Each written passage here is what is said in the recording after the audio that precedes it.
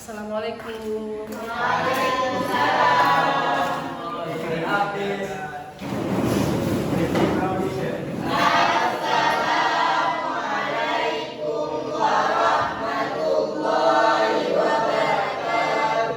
Waalaikumsalam warahmatullahi wabarakatuh.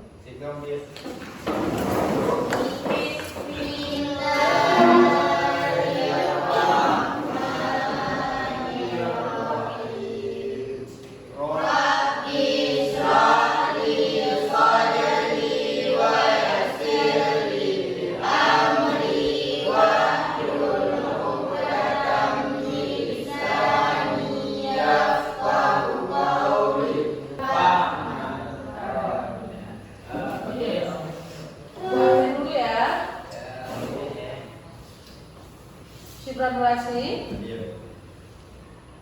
T. Hayat, T. Fayaz Zaitullah, M. Alif Ramadan, M. Farhan, Malik Al-Fasha, Hikmatul Nazila, Saira Lufiana. Jadi semua Bapak ya? Ya, baik. Materi kita hari ini yaitu tentang cerpen. Sebelumnya tapi kita buat bel dulu, ingat nggak? Ya, yang W itu bisa. Oke, yuk kita dulu sama-sama.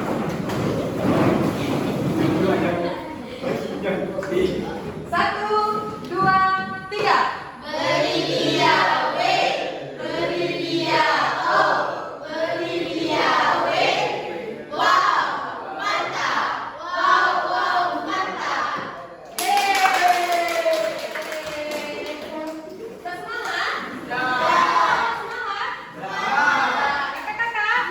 Oke, berarti udah siap belajar ya? Oke, baik. Materi kita hari ini adalah cerpen. Indikator pencapaian kompetensi 3.8.1 menentukan unsur intrinsik dan ekstrinsik dan nilai dalam cerpen serta menerapkan nilai-nilai dalam cerpen ke dalam kehidupan sehari-hari. 4.81 mempresentasikan dan memperbaiki hasil kerja dalam diskusi kelas. Ruang lingkup penilaian: 1. Penilaian sikap, 2. Penilaian pengetahuan, dan ketiga penilaian keterampilan. Oke, baik. Sebelumnya Ibu mau bertanya nih, apa sih cerpen itu? Ada yang bisa jawab? Apa sih, Bras? Ya, benar. Baik, ada lain yang bisa menjawab? Ya, silakan, Kak. Cerpen atau cerita pendek adalah suatu bentuk karya sastra yang ceritanya hanya menceritakan satu peristiwa dari seluruh kehidupan pelaku. Ya, benar. Tepuk tangan, Kak. Berarti cerpen itu adalah suatu bentuk karya sastra yang ceritanya hanya memiliki satu konflik. Baik.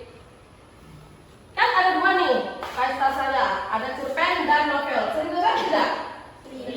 Ya. Apa sih perbedaannya? Ada yang bisa jawab? Apa? Cerpen hanya memiliki satu konflik, sedangkan novel banyak konfliknya. Iya, benar. Bagus.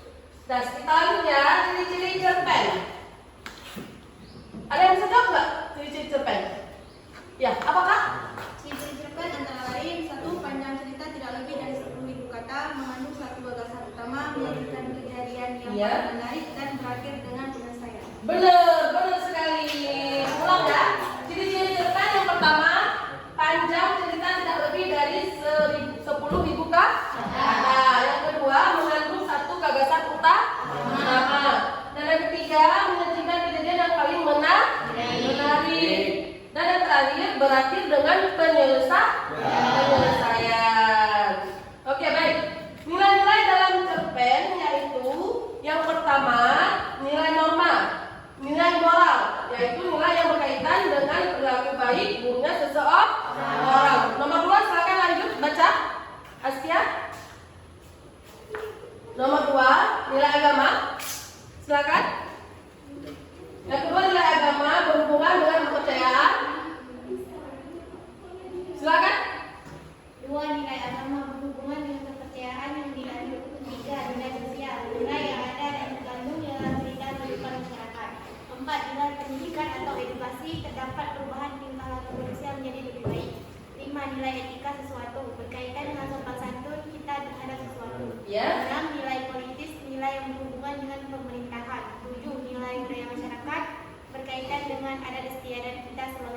Iya, benar. Bisa dipahami apa?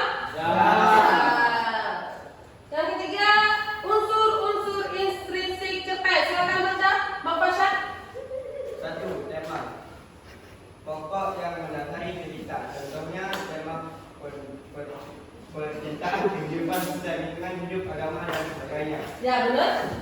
2.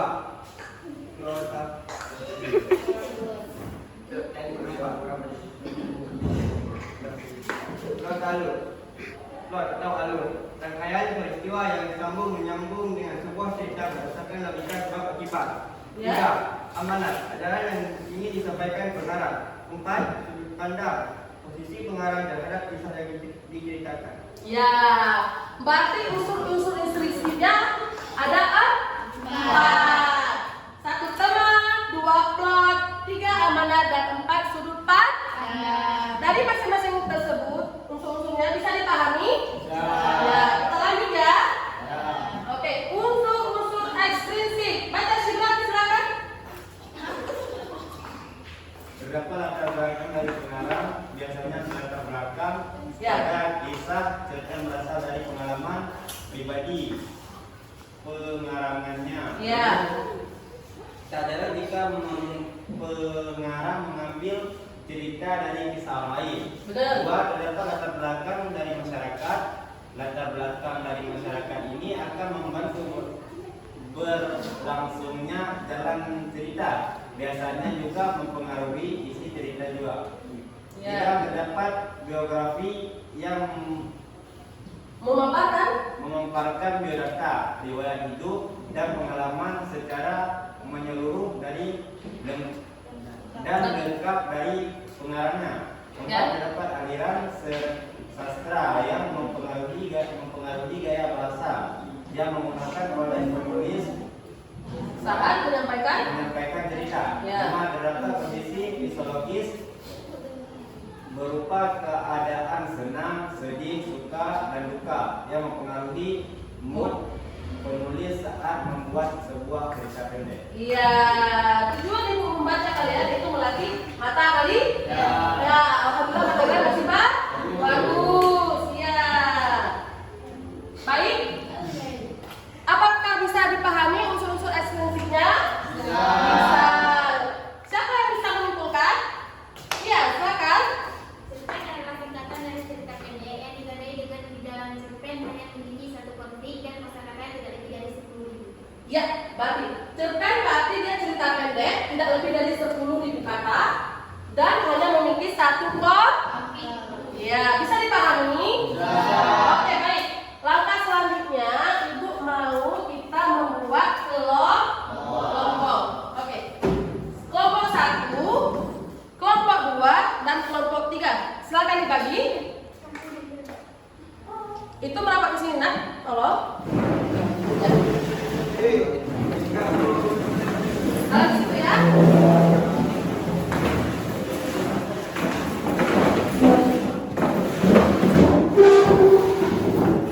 Sudah? Kelompok 1, 2, dan 3. Masing-masing kelompok silakan pilih buku cerpennya dan nanti kita akan buat cerpen. Oke. Kelompok 2 silakan. Yang mana mau? Oke. Kelompok 3.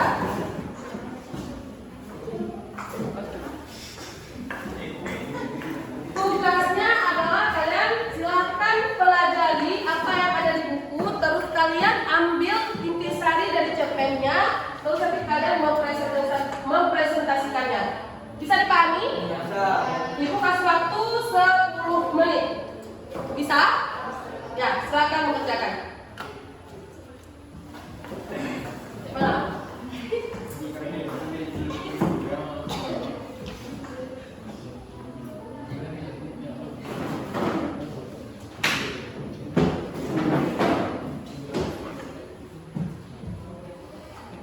Nggak bisa kan?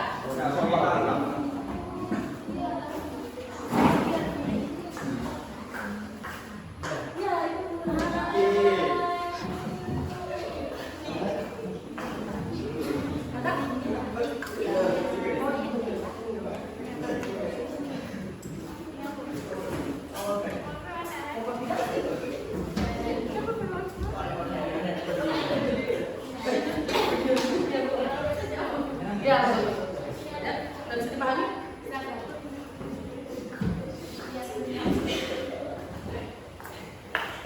Silakan mengerjakan ya.